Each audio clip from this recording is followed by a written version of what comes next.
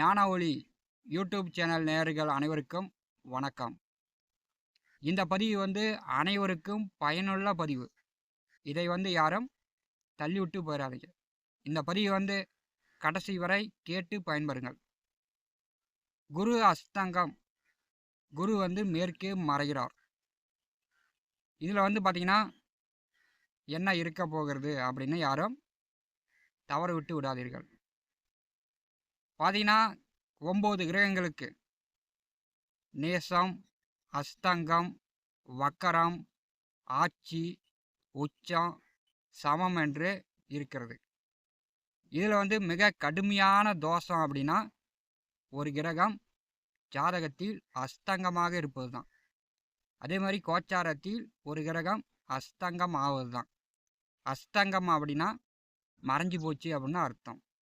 இந்த அஸ்தங்க தோஷம் ஒருவருக்கு ஒரு குடும்பத்திற்கு 100% பாதிப்புகளை ஏற்படுத்தும். அஸ்தங்கமான ஜாதகனுக்கு மட்டும் தோஷம் கிடையாது, அந்த குடும்பத்திற்கே 100% தோஷத்தை ஏற்படுத்தும். குறிப்பாக சுய ஜாதகத்தில் குரு அஸ்தங்கமாவது மிக கடுமையான தோஷம் அந்த குடும்ப நபர்களுக்கே உண்டு. குரு அப்படின்னா பணம், குழந்தைகள், நல்ல புத்தி, ஆசான், நல் வழிகாட்டக்கூடிய பெரியோர்கள், ஆசிரியர்கள், தங்கம், அரசியல் பதவி, புகழ், கௌரவத்தை ஏற்படுத்துவது.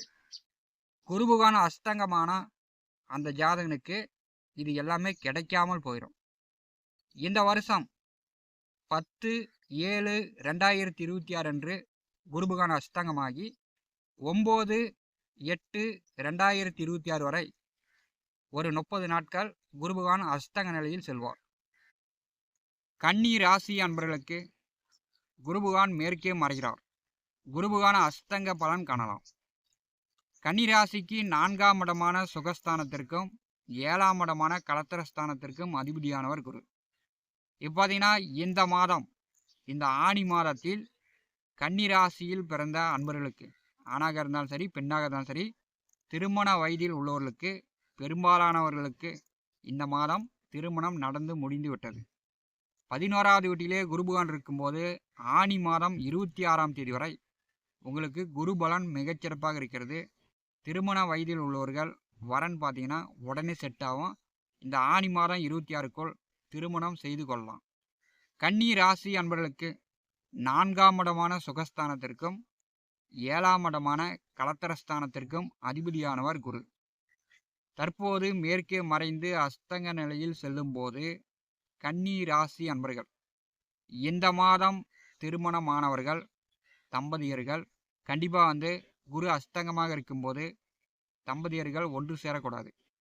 இப்போ இந்த காலகட்டத்தில் தாம்பத்தியம் வைத்து கொண்டீர்கள் என்றால், இப்போ இந்த காலகட்டத்தில் உங்களுக்கு கரு உருவாச்சு என்றால், கண்டிப்பாக முதல் குழந்தை எந்த நட்சத்திரத்தில் பிறக்கிறதோ அதே நட்சத்திரத்தில் அடுத்த குழந்தையும் பிறக்கும். ஒரு குடும்பத்தில் 2 பேர் ஒரே நட்சத்திரத்தில் இருக்கிறாங்க அப்படின்னா அந்த குடும்பத்தில் கடுமையான தோஷம் எதுவுமே உருப்படாமல் போயிடும். இந்த வீடியோவை ஆண் பார்த்தாலும் சரி, பெண் பார்த்து கொண்டிருந்தாலும் சரி, நீங்கள் குடும்பத்தில், இப்போ உங்கள் குடும்பத்தில் யாருக்காவது கல்யாணம் ஆயிடுச்சுன்னா உங்கள் குடும்ப நபர்களுக்கு இதெல்லாம் எடுத்து சொல்லுங்கள். குருபகவான் அஸ்தங்கமான காலகட்டத்தில் தாம்பத்தியம் வைத்து கொண்டால் கரு உருவாச்சுன்னா இது பார்த்திங்கன்னா உங்கள் பரம்பரைக்கு தான் பாதிப்பை ஏற்படுத்தும். இப்போ கரு உருவாகி அந்த குழந்தை பிறந்தால் அந்த குழந்தைக்கு உங்களால் உதவி செய்ய முடியாது. அந்த குழந்தைக்கு நல்ல படிப்பு, திருமணம், நல்ல வேலை, சம்பாத்தியம், இப்படி எல்லா வழியிலுமே பிரச்சனைகளும் தொல்லைகளும் தான் ஏற்படும். ஏன்னா அதுக்கு நீங்கள் இடம் தராதீங்க. இந்த மாதம் திருமணமான தம்பதியர்களாக இருந்தாலும் சரி, கடந்த மாதம் திருமணம் ஆனவர்களாக இருந்தாலும் சரி, குருபகவான் அஸ்தங்க காலகட்டத்தில் தம்பதியர்கள் ஒன்று சேராதீங்க. இதை ஞாபகத்தில் வைத்து கொள்ளுங்கள். இது கண்டிப்பாக உங்கள் வாழ்க்கையில் உதவும். இந்த காலகட்டத்தில் கரு உருவாகி குழந்தை பிறந்துச்சுன்னா கண்டிப்பாக உங்களுடைய பிற்கால வாழ்க்கையில் சிக்கலை ஏற்படுத்தும். குருபகவான் அஸ்தங்கமாக செல்லும்போது 100% உங்களுக்கும் சரி குழந்தைகளுக்கும் சரி தோஷத்தை ஏற்படுத்தும். கன்னி ராசிக்கு 4ஆம் அதிபதி அஸ்தங்கமாக செல்கிறார். அப்போ வந்து பார்த்தீங்கன்னா தாம்பத்திய சுகம் இல்லை. வீட்டில் இருந்தாலும் ஒன்று தான், காட்டில் இருந்தாலும் ஒன்று தான் அப்படின்ற மாதிரியான குழப்பு தான் இருக்கும். கன்னிராசிக்கு 4ஆம் அதிபதி அஸ்தங்க நிலையில் செல்லும்போது கண்டிப்பாக மாடி வீடு கட்டியிருந்தாலும் அதில் வந்து உங்களுக்கு சுகம் கிடைக்காது.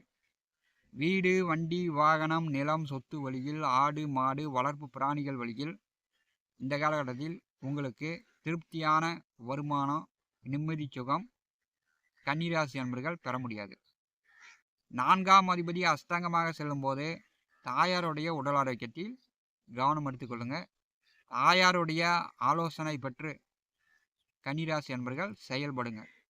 4ஆம் அதிபதி அஸ்தங்க நிலையில் செல்லும்போது 11வது வீட்டில் தானே குரு இருக்கிறார் அப்படின்னு இந்த காலகட்டத்தில் புதிதாக வீடு கட்டுறது, வீட்டு மனையோ விவசாய நிலமோ வாங்குவதை தவிர்க்க வேண்டும்.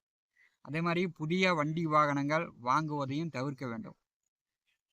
படித்து கொண்டிருப்பவர்கள் விளையாட்டுத்தனமாக பொழுதுபோக்காக இருக்கக்கூடாது. படிப்பில் வந்து முழுமையாக கவனம் செலுத்தி படிச்சிங்கன்னா மட்டும்தான் இந்த காலகட்டத்தில் முன்னேற முடியும். 4ஆம் அதிபதி அஸ்தங்கமாக செல்லும்போது சிலருக்கு வந்து பார்த்திங்கன்னா சர்க்கரை அளவு அதிகமாகலாம். பார்த்திங்கன்னா பிபி, பிரஷர் இந்த மாதிரியான நோய் நொடியும் வரலாம். குரு பகவான் வந்து சர்க்கரைக்கும் கொலஸ்ட்ராலுக்கும் சிறுநீரகம் சார்ந்த பிரச்சனைக்கும் அதிபதியானவர்.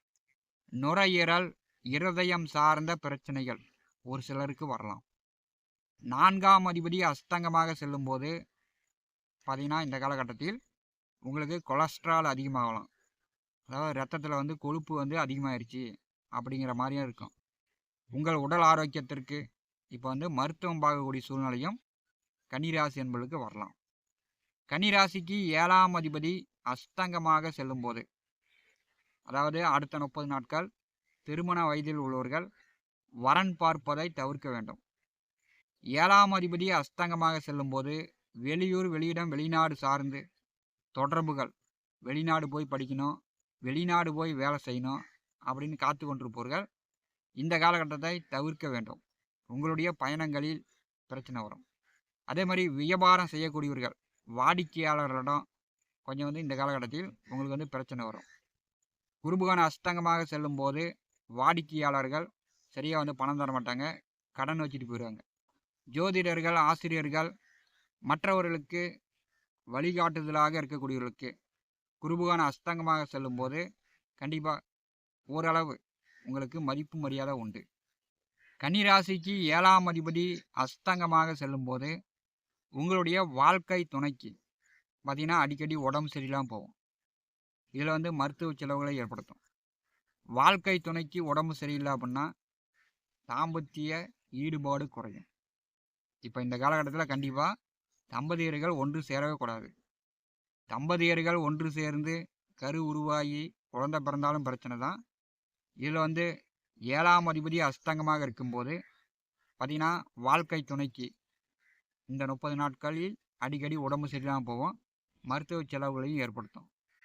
2ஆம் குழந்தைக்கு உங்களுக்கு பிறந்திருக்கக்கூடிய 2வது குழந்தைக்கு இப்போ வந்து படிச்சுக்கிட்டு இருக்கிறாங்க அப்படின்னா அவங்களுடைய படிப்பில் நீங்கள் வந்து கவனம் செலுத்த வேண்டும்.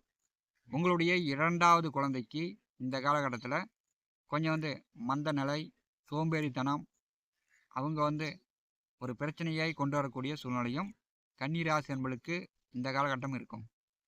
கன்னிராசி அன்பர்களுக்கு 4 7ஆம் வீட்டின் அதிபதி அஸ்தங்கமாக செல்லும்போது உங்களுக்கு சுக கலத்தரம் பாதிக்கப்படுகிறது.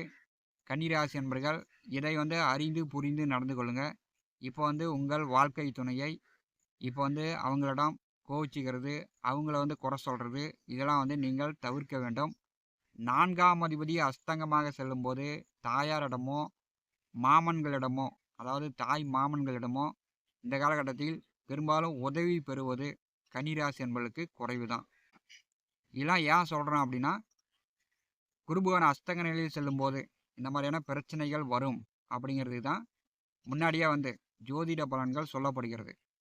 ஞான ஒளி யூடியூப் சேனலை பார்த்து கொண்டிருக்கக்கூடிய அன்பர்கள், இதுவரை நம்முடைய சேனலை சப்ஸ்கிரைப் செய்யாத அன்பர்கள் மறக்காமல் நம்முடைய சேனலை சப்ஸ்கிரைப் செய்து கூடவே இருக்கின்ற ஆல் பட்டன் அழுத்திங்க. தினந்தோறும் நம்முடைய சேனலில் ஜோதிட பலன்கள் பதிவிடப்படும். உடனுக்குடன் பார்த்து பயன்பெறுங்கள். நன்றி, வணக்கம்.